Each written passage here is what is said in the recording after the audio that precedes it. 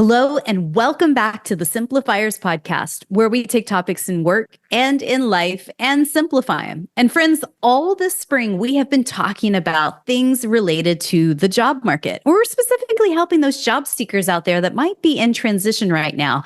And boy, howdy, is this going to be the episode that you're going to be like, this is the one. This is the one I've been waiting for all spring long. The episode and the topic that we are simplifying this time round is how to prepare for a great job interview so that you knock it out of the park. Because let's face it, it is a lot of work getting all the way up to getting the job interview nailed and set. But then you got to actually perform. You got to actually communicate why you're such a great candidate for the role. So this is the one. We're going to break it all down and simplify it for you. My special guest today, her name is Cecile Webster, and she's a senior talent acquisition partner with over 20 years of progressive experience in agency, corporate, and RPO environments. Her ability to strategically identify and attract top-tier talent, including senior leadership, drives the organization's success. She recently joined Vera Insight, also as a senior talent acquisition partner, and they are a manufacturer of custom design solutions in the retail industry, supporting global companies from Walmart to CVS, Kohl's, and Starbucks, to name a few. So I'd like to welcome to the Simplifiers podcast, Cecile Webster. Hi, Cecile. Hi, Mary. How are you today? I am so great. And I'm telling you, this is the episode for everybody to tune in if they're a job seeker, because job interviews are like, it's the linchpin. It's the thing that connects you between opportunity to offer, right? Correct. You are so correct on that one. And before we really dive into the details of like how to really get great at interviewing and also preparing beforehand, I just want to take a moment because I've been asking, this is my first question to all the recruiters and senior folks that we've talked to over this season. What in the world is your take on what's happening in the job market right now, spring 2024? Why does it seem so hard to land an interview? Well, there's a lot of reasons, right? First and foremost, I feel like the market is saturated with our HR and talent acquisition professionals, number one, right? There's been so many companies that have been impacted by the economy and unfortunately has had to cut back with their staff.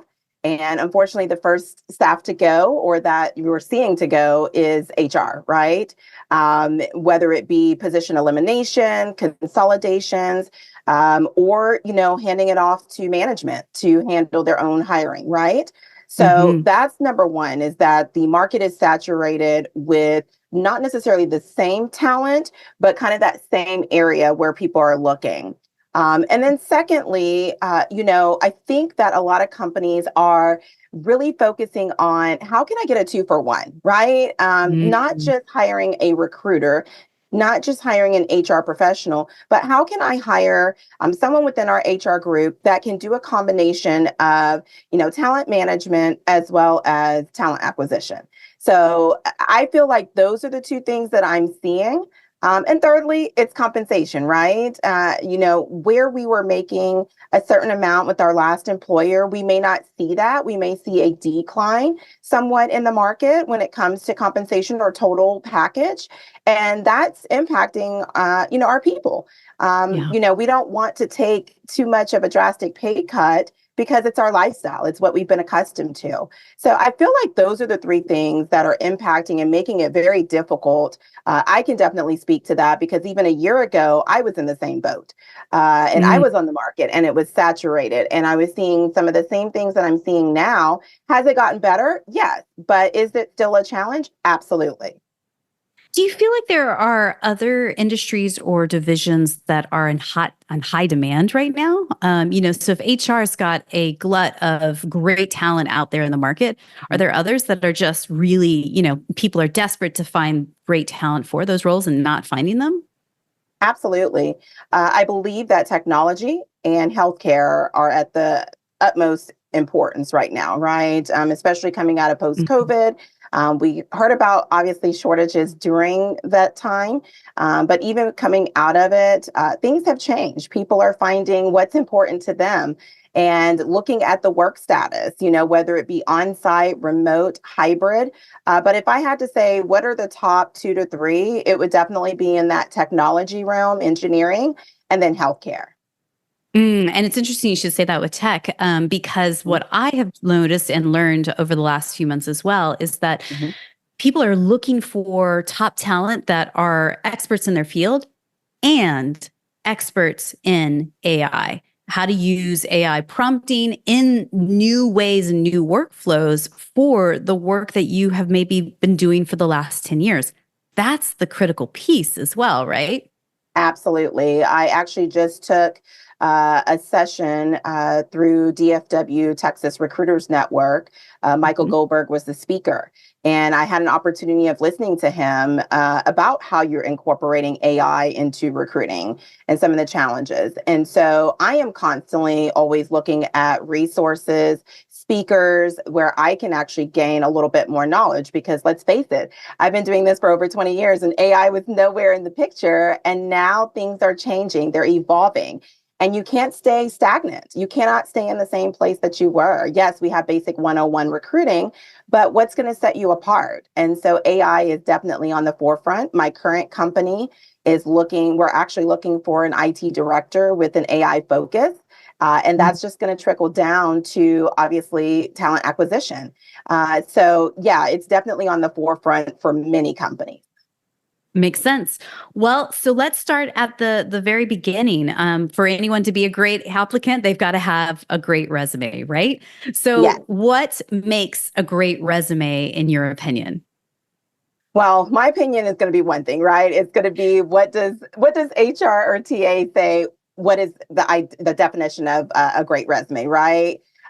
So for me, and looking at talent over the years, and even specifically in my company, we're looking at several things. We're looking at their tenure, how long were they on their last employer, but also previously. Are they someone that's been there for 1 year or several years? Even those that have been there for 20 plus years at one organization. So we want to kind of dig in a little bit deeper into that. And I encourage people, even if you feel like you have gone from position to position, specifying why there's been those changes within your employer, right? So number one, looking at tenure. 2, for us, industry, because, we are very specific when it comes to the type of business that we are and the type of employees that would actually thrive in those roles. So we then look at the industry specifics. And if it's not a position that requires industry, then we're looking at the technical skills. So whether it be within project management, our technology, our accounting, finance, or HR, we're looking at the specific technical skills that are in there. So not saying that the resume is not a great resume, they just may not be the right fit for our position in our company. So do you look for different things? I guess I already know the answer to this question, but I'm going to say it out loud because I think there's people that are listening to us that are going, Mary, ask her the question. Do you look for different things when you're trying to hire somebody at a senior manager and higher level that maybe has 10, 15, 20 years experience versus somebody who's just fresh out of college, maybe has 2 or 3 years experience? Absolutely. So number one, we do leverage LinkedIn. We want to find out, is there accountability and transparency between the resume and the LinkedIn profile? A lot of times we want to see who they're connected to, what networking groups they may be connected to or affiliates. But we also want to know about accomplishments. Sometimes the resume doesn't show it, but the LinkedIn profile may, or there may be recommendations on there, right? So we kind of leverage a little bit of both when we're looking at senior level positions, and that's a combination of the resume and then the LinkedIn to go a little bit step further. We also sometimes look at comments, right? Posts and comments tell you a lot about a person and how saturated they are within their network. So we use a combination of things. It's not just one thing that we're looking at. So I am so curious about this because I've heard lots of different recruiters say different things when it comes to the actual format of the resume. Do you prefer something that is simple, black and white, ATS friendly, and quite frankly, a little dull? Or do you want something, that has a bit more formatting, or I don't know, not crazy. We're not saying a rainbow resume, but something that just has a little bit of personality in the design, or does Right. none of that matter? I will say it matters when it comes to design positions, right? So we have design engineers, graphic designers, our marketing. So in those cases, they may have a little bit more creative type of resume and portfolio. So in those cases, yes, we will look at that. For operations or even our exempt level professionals like project management, HR, technology, pretty straightforward, right? If we can get a two-pager, no more than three, that would be ideal to where you're highlighting your experience in the past 7 to 10 years. And even if you have more than 10 years of experience, you may put a blurb on there that says prior experience and it says the positions or the industry that you may have supported. Now, technology, depending on the position, sometimes can be more, right? So those can get a little bit more detailed to where you may have 3 to 5 pages, but it just depends on the position itself. Now, what if, like, say you have been had a professional career for at least 15 years or so, Mhm. and the advice you just gave was, well, if we just show the first 7 to 10 years, what if that Mhm. cuts, a position in half? Like Mhm. the 10 to 15 year realm, you were at one company in one location. How do you Mhm. handle that? Well, you definitely want to have, if you can, more than one employer on there. I think it Right. speaks volumes because it shows the variety and diversity that you would have between the two companies and or businesses. And so with that being said, I would definitely include it. I wouldn't just cut it off because you're stuck on the 10 years. And do you feel that it's a good idea to have kind of like areas of expertise or like a skills section? And if so, how many do you list there? Right. So I always say, think about the industry or the role that you're in. So I'll use example HR and talent acquisition, right? Specifically, we're looking at applicant tracking systems, HRIS systems, sometimes ERP. If you're in manufacturing or distribution, we may be looking at WMS. So in those cases, you want to really highlight those specific skills that are going to be pertinent to your role. If it's not pertinent, then no, you don't need to list it. Or if it's not relevant, like something that's nuanced in the industry, I'll take, for instance, bullhorn. I don't even know if they still use it, but I used it back in the days. And so not knowing that whether or not I've heard of it or seen it, obviously in this day and age, I don't normally put that on there or talk about it unless it's a company that uses it. So I always think about relevancy and also the role that you're going for. Earlier this season, we interviewed recruiter Shreya Mehta, and she had also mentioned that she really just appreciates when a resume has a bit of white space, that it's not so crammed, packed full of words, that her Yeah. eyes can easily scan it within, say, 6 to 10 seconds, clearly Mhm. have an idea of like, okay, Mary is good at this, this, and this. She ticks Yeah. this box, this box, this box. Do you feel the same? Like, maybe less is more in how Mhm. you format the resume rather than try to cram all the things into it all at once? I do agree with her. I changed my resume this last time around and really focused in on keywords that described me. So when you think about analytical, strategic, demonstrates a certain type of project management skills around it. So I kind of use keywords, but I also used accomplishments. What did I Mhm. accomplish while I was there? Did I implement something? Did I revamp something? Did I decrease, our time to fill? So I try to use metrics in addition to accomplishments or recognitions, so that way they could see this is not only what she did, right? She didn't just fill a position. She took the extra mile to be able to say, okay, this is what she worked on strategically, right? And the Mm, partnerships that she may have had. So yes, I do feel like cutting right to the chase, not honing out or spelling out every little thing that you did, but yeah. focusing on what would be relevant to the next role. And I think that there is something to that. So let's say Mhm. you are applying for, let's take your role, like a senior talent acquisition, your recruiter. You would also want to just think about what are the 4 or 5 primary tasks and skills Mhm. that somebody would do in this role, this new role, Right. right? Mirror it to the job description, and then sprinkle in those actual metrics and accomplishments. I saved the money Absolutely. X. I reduced the time to fill by Y. I created new Exactly. systems and processes. So you're not just copy and pasting your last job's job description as your Mhm. resume. you're actually, saying, well, hey, yes, I know that this is a primary task of this role, and here's what I've done in the past, and here's what I've accomplished, right? Right. Absolutely. And what people have to do is think differently, right? If you're on the other side of the business, it is about cost savings, right? What added value would this person be? Because let's face it, headcount costs, right? Onboarding costs, training costs. So when you're looking at that and you're bringing a person on, you're thinking, what is their added value? What is our return on investment? How can they save us on costs? But strategically, how can they get us to the next level, right? And that's what a lot of companies are thinking. So how important is the cover letter in your mind? Now, it's just your opinion, but tell us honestly. I will tell you, I am not a big proponent of cover letters. Yes, they will give you highlights about a person, accomplishments, which those can also be placed into the resume itself. So if it requires it, if the company says, hey, you must have a cover letter, then have a general one that you can always tailor it according to that company that you're applying directly for that position. But for the most part, I would say probably a lot of companies aren't using that.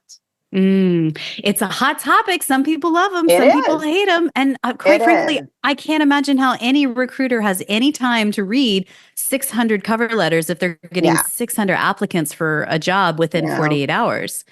All right. So Yeah, let's if dig into Straya is actually skimming in the first few seconds, then you don't want to skim a cover letter. You want to skim a resume. So that's exactly it. So let's get into the meat of things now, and talk about the preparing for an interview. So your blockbuster application and resume got through to the recruiter. Magic has happened, and they magically got it at the right exact time. They saw that you are totally a top candidate. They've given you an email or a quick buzz. They have scheduled the recruiter screening call. I'm going to call that a job interview, just for the sake of example today. How do you recommend that job seekers best prepare before that call? I will tell you the number one question that I ask is, what do you know about Vera Insight, right? So what do you know about our company? And if a person has not done that first and foremost, they're already not prepared. So knowing a little bit about the company, whether it be going to their website, Glassdoor, or Googling other resources, their social media platforms, etc. I think that's very important. Even LinkedIn gives you a breadth of information. So number one, they need to research the company. Number two, knowing what the actual role is. I can't tell you how many times a person will say, well, I applied at this time, but I forgot what I applied to. And so at the level that these individuals are applying to, I would expect that they at least have some type of tracking system where they can go back and say, oh, okay, I applied for this on this date for this role, and then being able to know a little bit. Now, do we expect for them to know exactly what it is? No, but that's why we'll have the conversation, but at least knowing what position they apply to. And then taking some key things out of there that they can speak on, right? It's always going to be about getting to know you. But if you notice that they're looking for someone to implement a specific process, right? Then you want to be able to pull some of those examples that you can be able to speak to. So I feel like those are a few things to start with. And then researching not just the company, but the person you're talking to. Because number one, even if it's the recruiter, you may want to ask the recruiter about the culture. You may want to ask them about, why they enjoy working there, or even other specifics, right? But just being able to know what is their role there and how does that impact me getting to the next level? And then what can they tell me about the company, even with my research? So I think that's something that's just as important. And even if it's past the recruiter to the hiring manager, they should be also, researching those individuals as well. Yes. So I want to unpack what you said there. It's all very, very good topics and tips here. First off, knowing the role that you're applying for, just this seems so captain obvious, but this is really a tool that I use in applying for jobs myself. So immediately after you have applied for the job, let's say it's listed on the company's job webpage.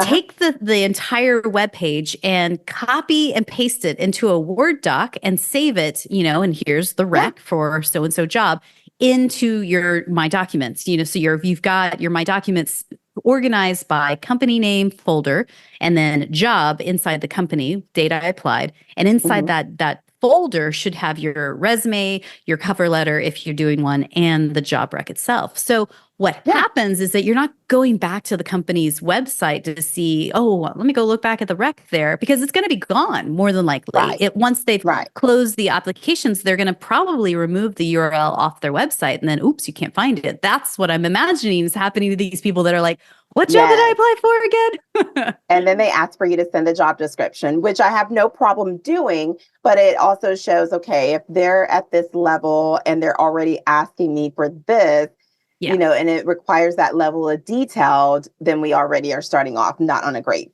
foot. Exactly. And bottom line, it shows that you're organized, that you've got, you like you said, you know, are incredibly prepared. You know, there's a lot of abilities to use AI to do a lot of this prep for people. And I'll share a couple of things that has worked for me as well.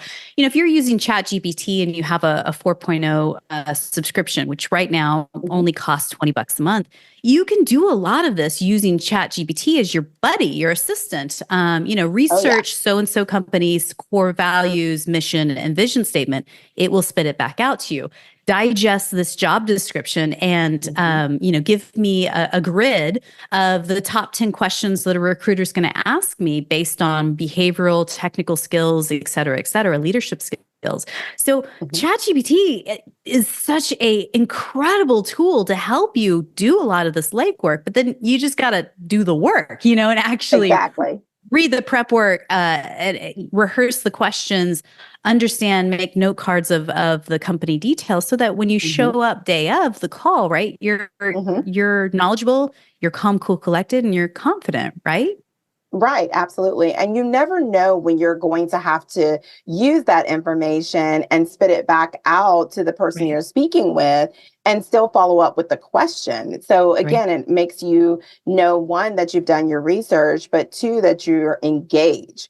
And that's the key thing. If you're not asking questions as well, they're looking at you as you're not engaged or interested in the company or invested as much as we're investing in this interview.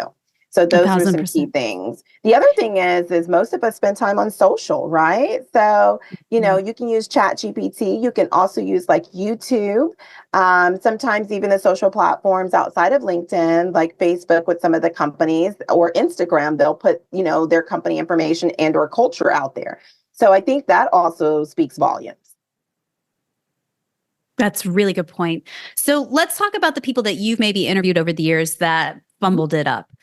What are some of the common mistakes of people make when they're either doing the recruiter screening call or having an interview with a hiring manager? Number one is not being prepared, right? So identifying that. Number two, not showing up as your best. So I always think about, you know, what does your best mean? And so if you're not taking time to look your best, then, you know, you're not actually going to be a great representation of yourself or our company. So showing up as your best self, arriving on time, whether it be video or in person. Sometimes that is, you know, I know we're in the DFW area and traffic can be crazy sometimes, or technology gets the best of us, but being prepared, you know, for those things that may happen like that. So those have been a few. I know people get nervous whenever they're speaking. It may not be their top suitable skill, but maybe doing a little bit of mock or practice. I will tell you, even myself, when I was interviewing last year, I still practice. I interviewed with a global airline industry, and I will tell you, I felt so nervous before I went in there, but I was like, okay, I've got to practice. And so never feeling like, you know, you're above practicing, even if you have 20 to 30 years of experience. There's definitely ways that you can Google common interviewing questions and how to prepare, and specifically how to prepare for that company, because sometimes companies put their information out there, and that's what I discovered on YouTube. Yeah. So what about like, just the fact that a recruiter screening call typically is like 20 to 30 minutes. It's very quick, right? I imagine, because I've been a hiring manager dozens of times, and a person that gets so excited and they're really enthusiastic, but they're also falling way down rabbit holes and not actually answering the question Yes. that's been asked. Like, can you speak a little bit to being concise and actually answering the question that we asked you as Absolutely. well? That is Mm-hmm. very important. You're going to get asked a question. Sometimes they are what we call that STAR question, right? Where they want a situation, task, action, results. So you've got to Mm-hmm. be prepared. You've got to think about what is the question they're asking me, and you got to be concise because you have to think about the time that you have to deliver. And a lot of times it's delivering in those first few seconds for them to be able to know, okay, what is the follow-up question, or do I want to continue with the process? So Yeah. yes, being concise and detailed is very important. Giving an example, but making sure that it's exactly what they are looking for, right? Not going a full 360 and still not being able to answer the question. So no, I agree with you. It's definitely important. Time is Mm-hmm. valuable. And as a recruiter, you're trying to cram in so much time to interview folks, but in addition to that, to do your other tasks. So definitely trying to get as much as you can in that little bit of time. And that makes me think as well, Mhm. interviewing with a recruiter is very, very different, in my opinion, than interviewing with the hiring manager, especially if you're in a highly Correct. technical position. So try Hmm. to cut the industry jargon with a recruiter, Hmm. and try to simplify what it is that you do and what you've accomplished, right? And maybe you Right. can talk more kind of inside baseball with the hiring manager, Correct. especially for engineer kind of roles or just highly Hmm. technical stuff, right? That is correct. And depending on the level of the position, yes, most of the interviews are going to be 30 minutes. If it gets into a more senior level position or more specific to technology, I may extend that to 45 minutes, but usually 30 minutes is what you're getting. So absolutely pulling out what necessarily you need to speak on so that way they can know, okay, we need to move this person to the next level. Okay, so flip side, tell me about somebody who was a great, great interview experience, a candidate that maybe you've interviewed recently. What did they do right? Yeah, absolutely. So recently we hired a senior manager of logistics, and he came with obviously experience and some industry specifics. But specifically, what he did right was communication from beginning to end. His follow through was extremely professional if I compared him to another operations manager. And I will tell you, just his deliverables itself spoke volume. And this is a great representation that we wanted to have inside of our organization. So from the moment that him and I spoke to, his interviewing process with our HR leader, obviously the direct hiring managers, and then coming on site for his final interview, asking the right questions, being engaged, Mm, obviously showcasing that he did his research and having those questions. And his questions, because you have to realize at his level, he had 6 people sitting across from him with a peer panel, and then leadership was kind of almost the same thing. And so his questions to his peer panel at the senior level was geared towards questions on what challenges they were having. Obviously, what are they seeking? They're asking them specifics as they would interact with him. So he asked all of the right questions, but it was relative to the position, right? And relative to their role. And then he had a good follow through, whether it be phone, email, professional communication. So it was very positive. And it helped also that someone in the company had worked with him previously. And that was after the fact, right? And then having conversations with that person. But I would say, all in all, from the beginning, it was just a very concise, professional process and communication as well. What I hear in that, and when I unpack that, is a base level of rapport. It sounds Hmm. like this candidate was really crystal clear on how to build rapport quickly, not only with the recruiter, but with the peer level. And I think communication is all of that. And sometimes it gets a Absolutely. little bit hard in a job search because you're just so eager to land the right opportunity, the right Right. team, the right salary. I mean, this is your livelihood. There's a Hmm. lot of pressure and high stakes in that. But if you can also Hmm. temper that excitement and pressure to Hmm. remember that we're just human, right? You Right. want to Hmm. bring the human version of you out, Right. because they're trying to see like, well, will he mesh well in this team Yeah. environment? Are we going to Yeah. like working with him? I mean, he may be the most talented person in the world, but if he's got, the communication skills of a thumbtack, then it's not going to work, right? A bump on the log, like it's not going to be the greatest experience. So tell Right. me more about building rapport quickly with Hmm. either the hiring manager or anybody that in the recruitment process. You're right. Whenever you get on the phone with a person or video, it's this Mm, first 30 seconds that you're determining, okay, is this person a fit? And yeah. at times, we may be questioning it, and then we still move the person to the next level because now they're having to work directly with those hiring managers. And we need to see if they feel the same way as us. Do they have concerns?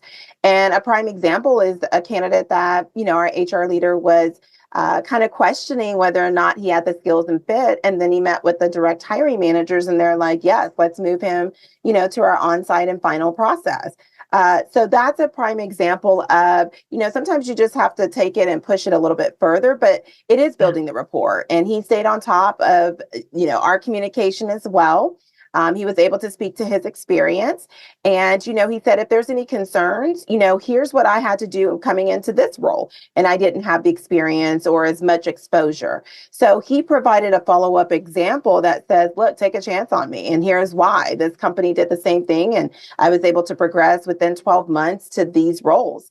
So I think sometimes it's kind of like sales. You still have to sell yourself Yeah. as to why you are an added value to that company and why they should take a chance on you. I can tell you before I went into corporate or came into corporate, I had no experience. And I remember Shay over at Reach Local, he took a chance on me. He was the VP of Mhm. HR at that time. And he said, hey, I'm taking a chance on you just as much as you're taking a chance. Give it 90 days and you come in and you shine just like you've talked about it, which I did. And he took me from, a contractor to an FTE. So, that was my opportunity into corporate, and I've just progressed from there.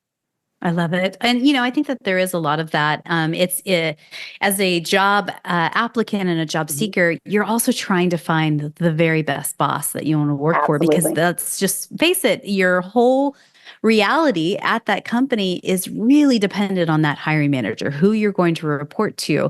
And if you are a good fit with that person as well, man, Mhm. it's like magic and gold dust. Oh, yeah. So the interviews have happened. And whatever stage, what are the very best ways to follow up with a recruiter after that very first screening call? How and when? Absolutely. I would definitely say within 24 hours, you should be sending an email, Hmm. communication directly to the recruiter and or hiring manager. If you don't have the hiring manager information, sometimes recruiters will provide that to you, and you would just need to CC them on it. Otherwise, you forward that directly to the recruiter, and they can actually send it to the hiring managers. But I would say definitely, if not same day, within 24 hours, there should be an email follow-up communication. And do spell check. I cannot say Hmm. that, but any more than make sure you're doing your spell check, you're rereading, because sometimes we do get too excited and then we hit send and there's a typo. Yeah. So, and if you're sending it from your phone, please do the same thing. Make sure there's a signature. I think professionalism, I can tell you that we were interested in a candidate. They sent an email and then it was, hey, we're not moving forward because of that email communication. So just making sure that you have your checks and balances and do it within 24 hours. And do you, if you are going to reject a candidate, do you offer any feedback for them if they were to reply back and say, hey, I thought I was a great candidate, or I was a great fit for this, please give me any feedback to help me the next time I apply for a role at your company? Are you Yeah. open to give that? Yes. So, of course, being in corporate, I don't want to say limited to what you can say, but you do have to be careful of what feedback you're providing. Right. So, of course, we do provide feedback and constructive criticism. Now, of course, depending upon where they're at in the process, it may be more detailed at a later date than obviously in the beginning. Usually in the beginning, it may be, that at the current time we're passing, we had other stronger candidates. Mm. Sometimes it may be the technical skills that we determine during that time. If it's later in the process, then it could could be something specific that, was said during the interview, right?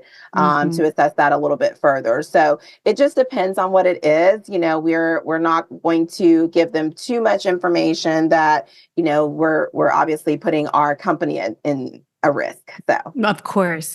So if you guys are curious about the Cecile and the work that she's doing out in the world, I'll link her up in our show notes over at thesimplifiers.com. You can find her on LinkedIn. You can also find her company, Vera Insight, if you're curious about the line of work that they do out in the world as well. So Cecile, as we wrap up, there's a few questions I like to ask everyone who comes on the podcast, and I'm going to ask you as well. So here we go. First one is this. What is one book or blog that you're reading these days that's either inspiring you or poking holes and challenging your belief system? Yeah, I would probably say right now, because it's been so crazy busy in this first quarter with work, everything is focused on work right now.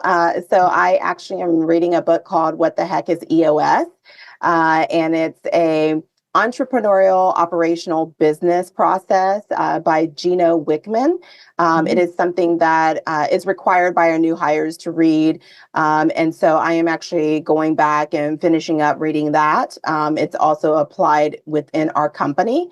And it allows for us to be able to achieve the end goals and have results, but do it with structure, right? From our leadership to the departments to the staff. So it's helping everyone to be aligned with the overall company goals, but then breaking it down to those particular departments and teams and individuals as well. Brilliant. We will link that book up in the show notes. Again, you can find that over at thesimplifiers.com. So tell me, who is somebody in your network, somebody that you know personally, you just feel are up to brilliant things? If we could shine a spotlight on them, and who knows, maybe one day we'll have them on the podcast as well. I was thinking about that. I was like, who could I, obviously have shine on our network, right? So from an HR perspective, I would have to say my HR leader. Her name is Susan Zaruba. She is amazing. And I've worked for some great leaders. But I will say that, she started with us a couple of years ago, and she has come in and created an HR team, built her HR team, and she's obviously implementing right now some processes and procedures because we didn't have it here. And one of the things that I'm excited that she's obviously in the process of implementing and rolling out is our it's our fundamentals of people management. And that's one of the things that's important to me is how are we developing our people internally to be able to promote them from within. So we are about to launch that pilot and really incorporate that into the business. And I would say she is a people manager, trainer but that's her passion. So by day. So it's definitely something that, she puts her stamp of approval. She really works on her people development, and she wants her leaders to be able to do the same. And so providing them with the resources and tools to be able to do so. So if there's anyone right now that I would say that's my mentor, I would say it would be Susan Zaruba. Man, it's got solid gold when you can find a great mentor and a great leader that really truly champions you and equips and empowers you with everything that you need in order to grow and evolve. We'll link her up in the show notes for you as well. So again, you can find Cecile on our show notes, thesimplifiers.com. And if you are out there right now and you're preparing, you're trying to be the best at your job interview, we will both wish you so much luck. You have got this completely and thoroughly if you just follow the tips to prepare, and you will show up as your best self. But Cecile, my final question is this for you. Someone somewhere is listening to you and I right now, and they are a little bit nervous about a big call they've got later this week. It's the job that they're really hoping for, the one that they've got their sights on. They want to be their best. One thing you could whisper in their ear right now just to encourage them in this moment. I would say always be yourself, be authentic, and show up as your best self. And I promise you, you will land the job. If you don't land that job, it just means it wasn't the right position or company for you at that time.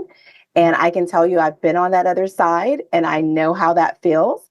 But I will tell you, I didn't get that one job because this was the position that was waiting for me. That's what I would whisper. Cecile, thank you so much for your time today. Yeah, you're welcome. Thank you for having me.